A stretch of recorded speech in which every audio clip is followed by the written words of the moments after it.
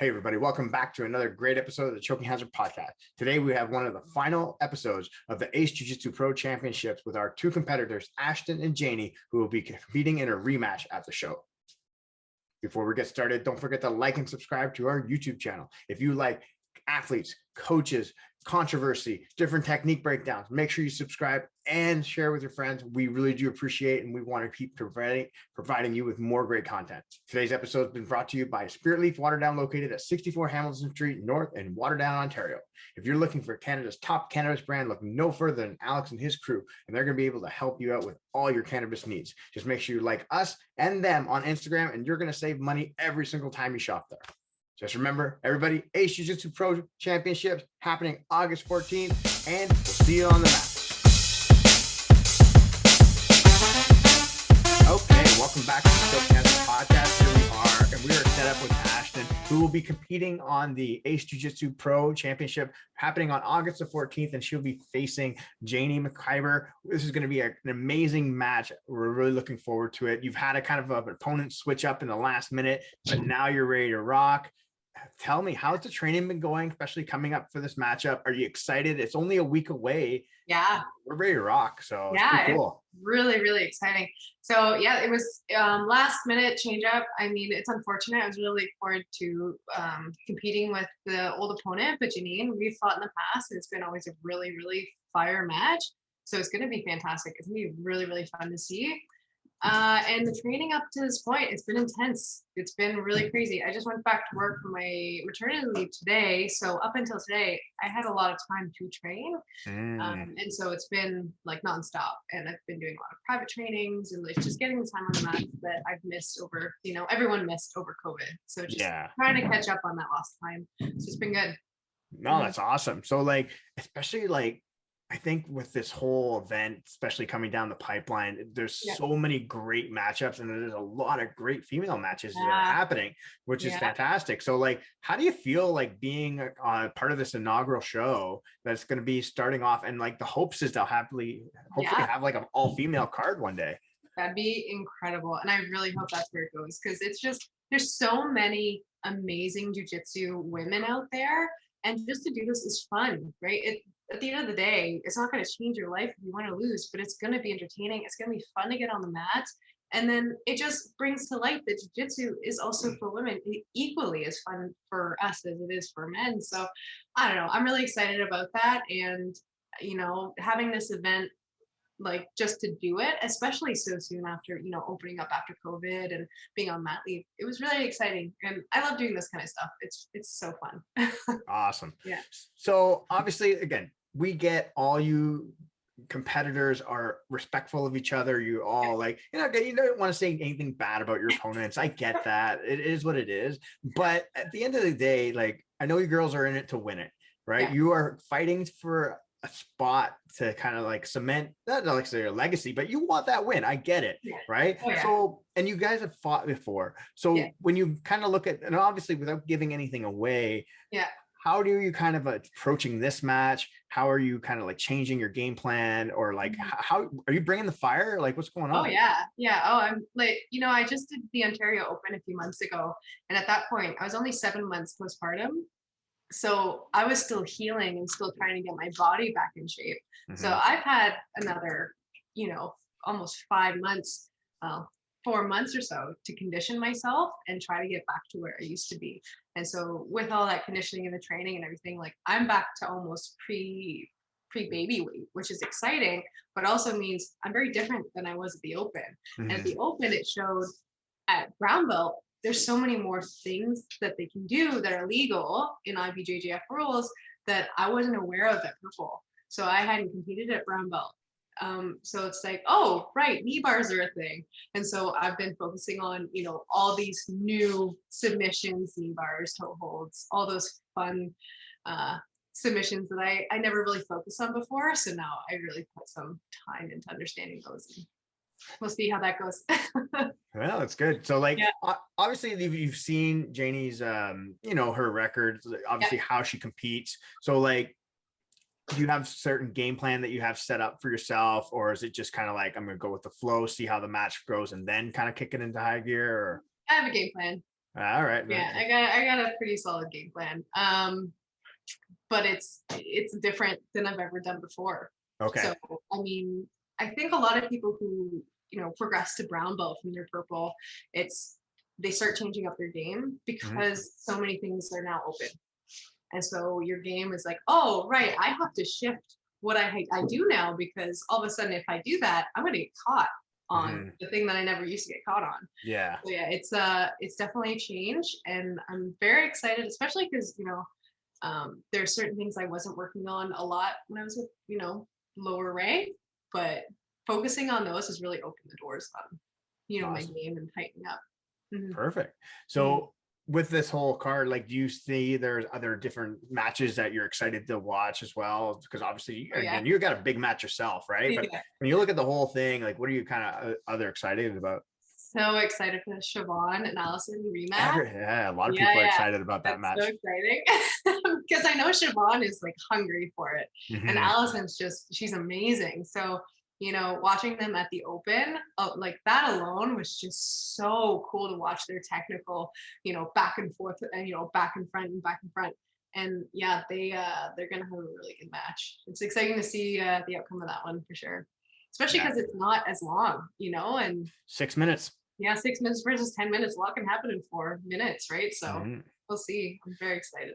So when you kind of look at like the way the rule set is kind of set, because I know it's just IBJJF, but obviously it's a 6 minute match, so it's a little shorter. Like, you guys are going to be pushing the pace. They really shooting for you guys to obviously go for the subs. They do not want to have a good old stalling, you know, double guard pull type thing, right? So they want to see the action, especially, and the refs are going to be pushing that action. How do you feel about the rule set? How are you going to adjust to that? Well, that's fine. I always come in hot, you know, like I don't go in and just like play the waiting game. I'm always the let's go. Because in my head, I don't know, if I'm waiting, it's giving them an opportunity to set up their game too. So I don't really ever want to settle. So it's gonna be quick and dirty for sure for 6 minutes. Like it's quick. Yeah. That's I like it. So when you kind of look into like the future of all these events, like, what are some things that, like, obviously we got past the first one, but like, what are some other things that you kind of want to see Ace Jiu-Jitsu kind of prove down the line, or like something that you've got in your mind where like, okay, this will be great for the next show? Yeah. Well, I already know they're doing no-gi and gi events, but I think, like, I know everyone loves gi, but I think the no-gi is a really big, it's a showstopper, no-gi, because it's quick. It's always quick. You can't really hold someone down very long in no-gi, especially when you start getting into it. So I think more no-gi matches might be more entertaining for people, especially when, you know, no-gi looks a little bit more like UFC, and that's what people kind of relate to. So I think that would be a good way to go, as well as obviously more females. Like a female card would be amazing. I'm not too sure if they have prize money for the 4-man bracket, but I think having substantial prizes would also draw in a lot of people. Yeah. So what's your take on that? Obviously, like, the first event is obviously something where they're trying to figure out how to make money and do all those different things. But like, when you look at moving forward, especially like when we look into new events and trying to get more athletes involved, how big do you think it is where the athletes are going to have to start getting paid to kind of build off that? Sorry, what was the actual question? No, so like the question is like, so like, how do you, like, it's not like, I know athletes need to get paid, right? I get that, right? But it's like, how do you think like it's going to move towards that area? Is it just have to get more popular, or like, what do you think? I think the popularity for sure. So it's consistency, obviously, and promoting. So I think promoting and marketing is obviously going to drive the market to be more saturated with more people interested. So if they had a bigger budget toward their marketing scheme, they probably could bring in a lot more people, because right now you're kind of relying on the athletes to bring in their crowds, and that's only going to limit how many people are going to show up. So if they open their marketing to, this is open for literally everybody to come watch as an entertainment thing, right? So I think if they definitely put the more money into broadcasting, not just to gyms or jujitsu, but including everybody who wants to come just have a good night, watch some people fight, and enjoy themselves, I think that would bring in a lot more revenue. Yeah, it's almost like the flow style, like Mhm. just kind of keep as a spectacle Yeah. type thing. And then at that point, if they make enough revenue off the people attending, then they Mhm. can start looking at paying. Yeah, then they can start paying people. Yeah, no, 100%.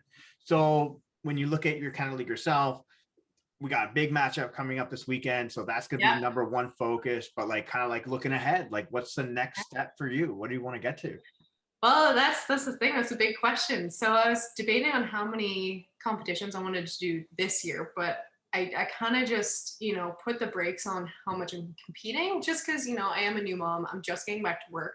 So I can't commit that much time, both training and traveling. Mm-hmm. So especially because I'm in the military, and they're actually looking to, get me on courses where I'm going to be gone for 3 weeks. I might be gone for another 6 months, like it all depends on that kind of schedule too, because those are my priorities.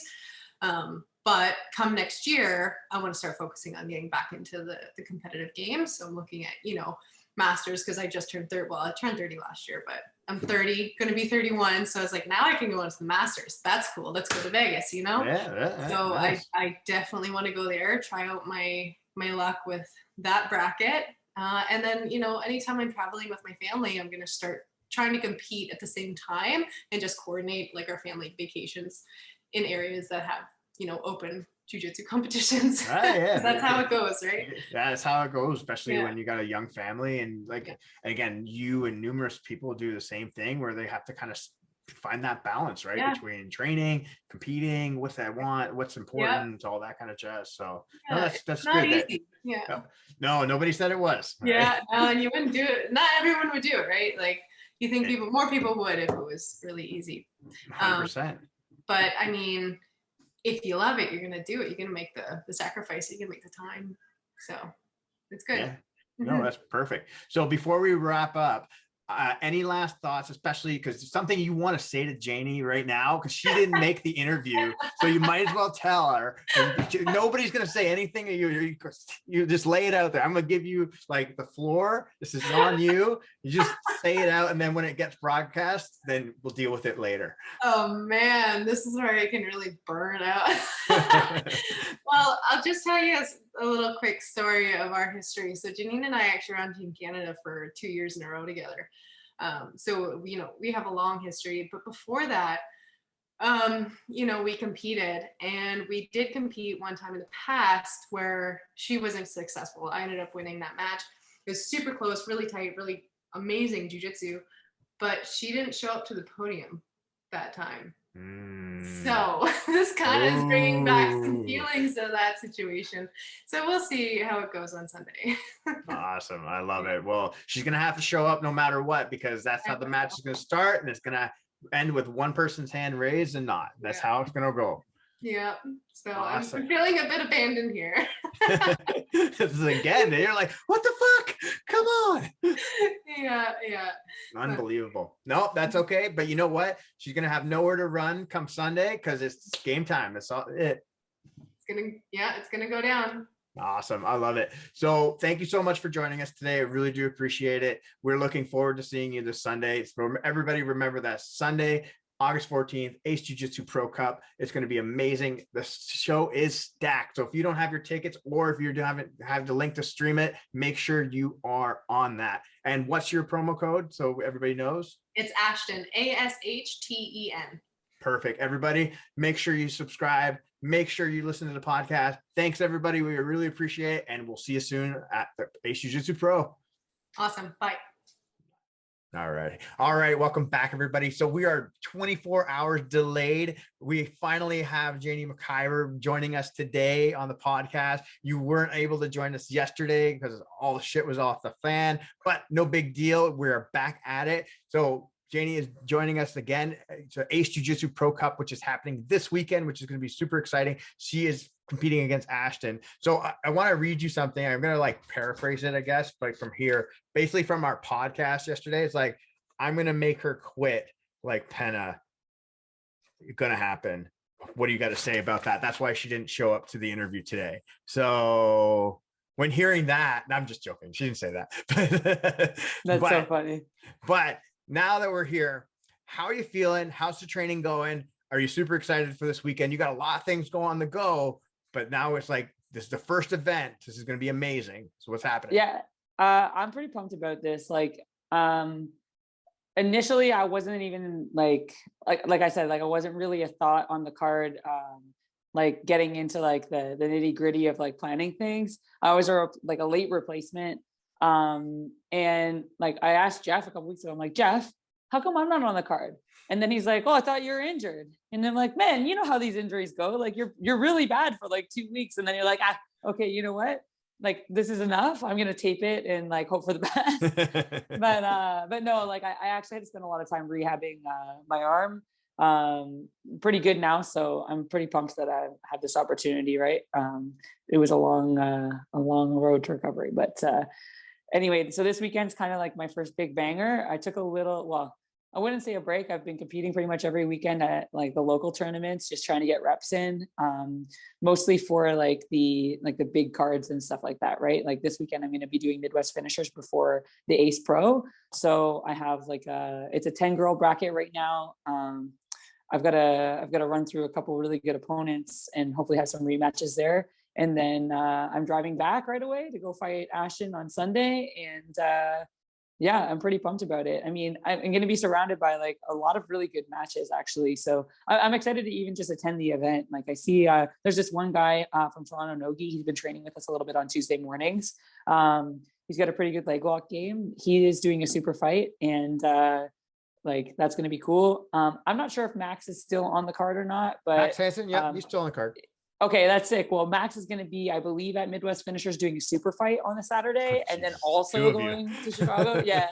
So I'm pretty pumped about that. Like Max is actually definitely fun to watch. I bet, like, I would say like right now, him and Kieran, like on the up and coming list, like, I mean, Kieran is definitely well established, but like, I would say like on the rise, like of people to watch in Canada, they're definitely those guys. Right. So I'm really excited to just even see the card unfold. My own match, like it's going to be fun, but I love jiu-jitsu, right? So I'm there for the whole thing, not just myself. Yeah, no, the further down the list as far as like how the card's shaping up, like there's so many great matchups. It's hard to pick like just one that would be like an amazing match. I mean, when you're talking about like even like the Grand Prix or then all these other different super fights, what other than your own event, which kind of like one matchup that you're kind of excited to watch? That's what you're like, I'm gonna make time to watch that one. Man, Matt, like for the Ace yeah, event, I don't know who Max is fighting, but whoever he's fighting, I'm excited to watch. Who is the other guy doing Nogi that I'm excited to watch? Oh God, who is it?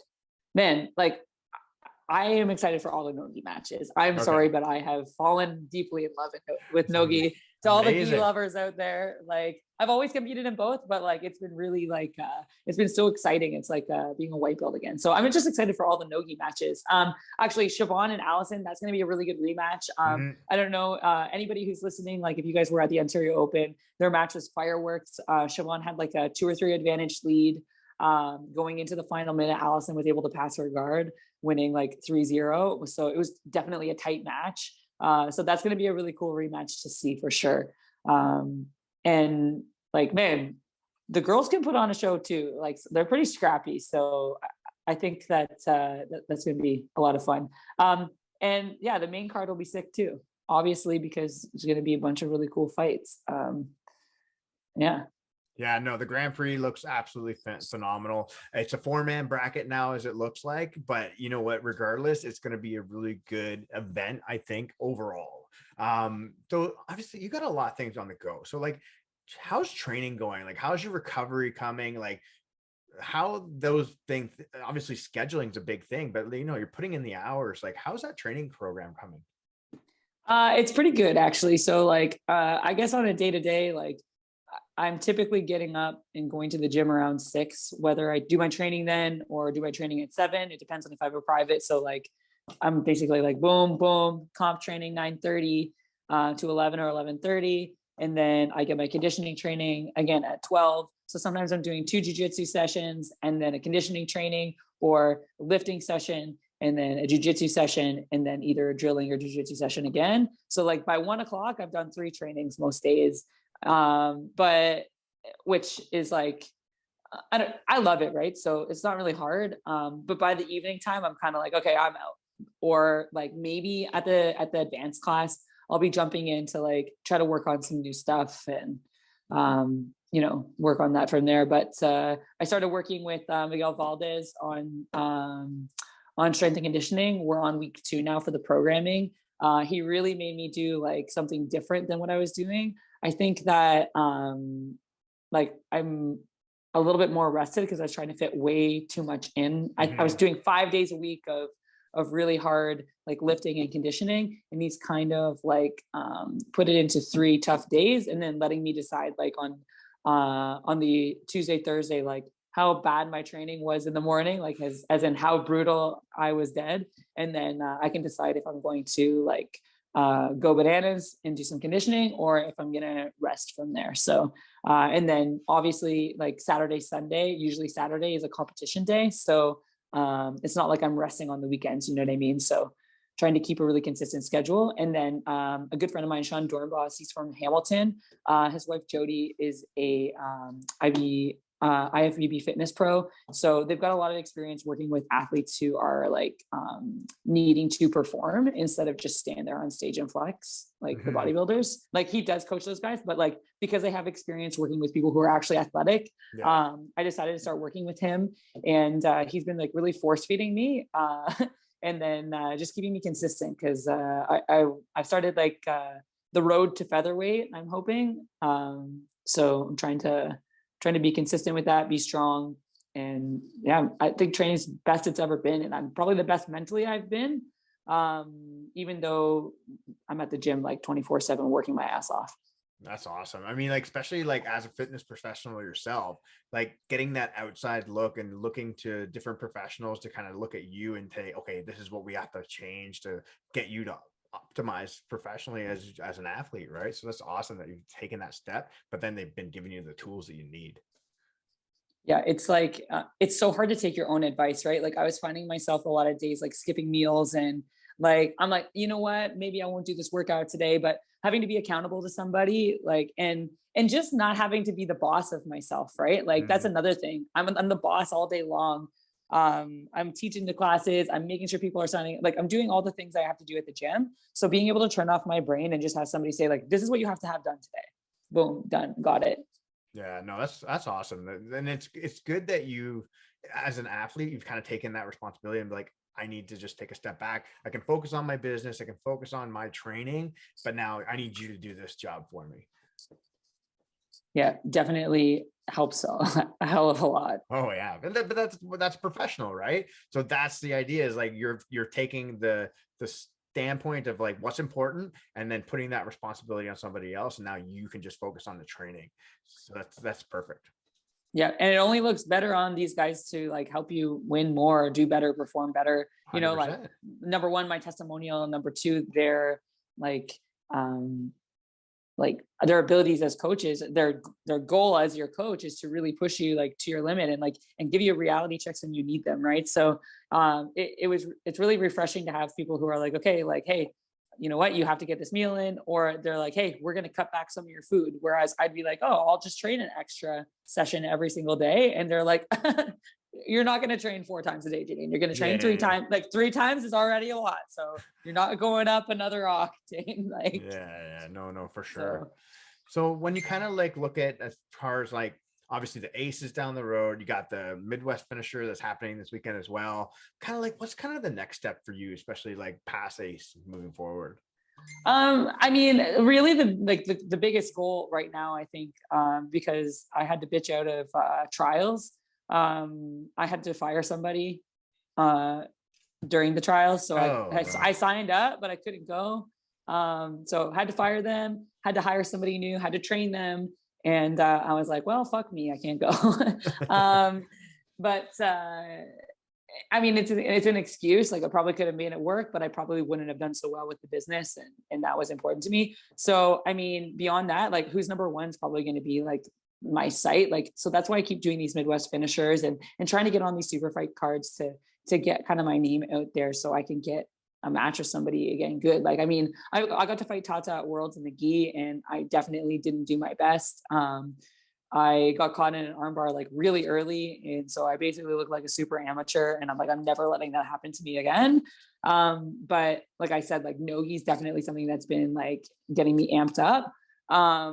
So I really want to focus on trying to get on some big cards there. I'm going to keep obviously competing in the gi. I do love the gi too. I mean, the reality is around here, it's so hard to find training partners who want to do exclusively no gi, especially every single day. Yeah. So, you know, you get a couple rolls here and there like, hey, do you want to do no gi with me? And then they're like, yeah, sure. So, you know, you do 10 rolls in a day and maybe you do like 7 of them in the gi and 3 in no gi.